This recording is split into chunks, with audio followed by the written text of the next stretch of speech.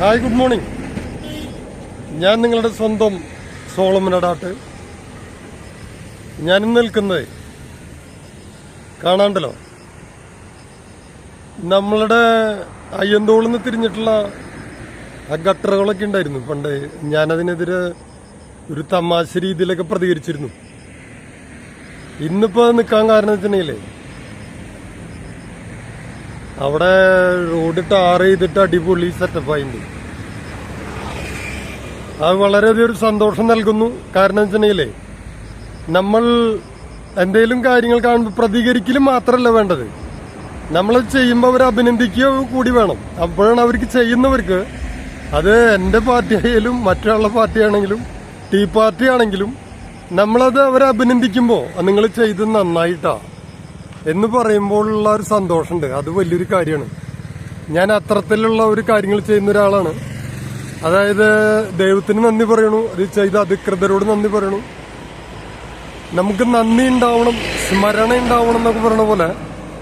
അതായത് നമ്മളിപ്പോൾ ഒരാളൊരു കാര്യം ചെയ്തു, നമുക്ക് പ്രതികരിക്കാൻ വലിയ കുഴപ്പമില്ല. കാരണം വെച്ചിട്ടുണ്ടെങ്കിൽ അങ്ങനെ ഗട്ടറുകളുണ്ടായി, അത് ചെയ്തില്ല, അത് ചെയ്തില്ല, മറ്റേ ചെയ്തില്ല എന്നൊക്കെ പറയാം.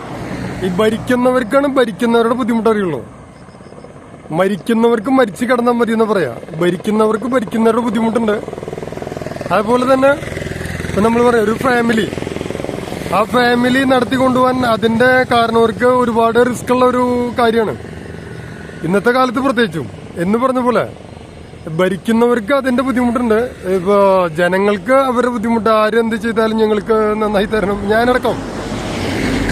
അപ്പൊ എനിക്ക് തോന്നിച്ചൊരു കാര്യം, ഇന്ന് കണ്ട ഈ പ്രവൃത്തി, ഞാനിപ്പോ എന്നത് നടന്നത്, ഞാൻ 2 ദിവസം ഉണ്ടായിരുന്നില്ല, ഞാൻ ചില കാര്യങ്ങൾക്ക് വേണ്ടിയിട്ട് അങ്ങനെ പോയിരിക്കായിരുന്നു.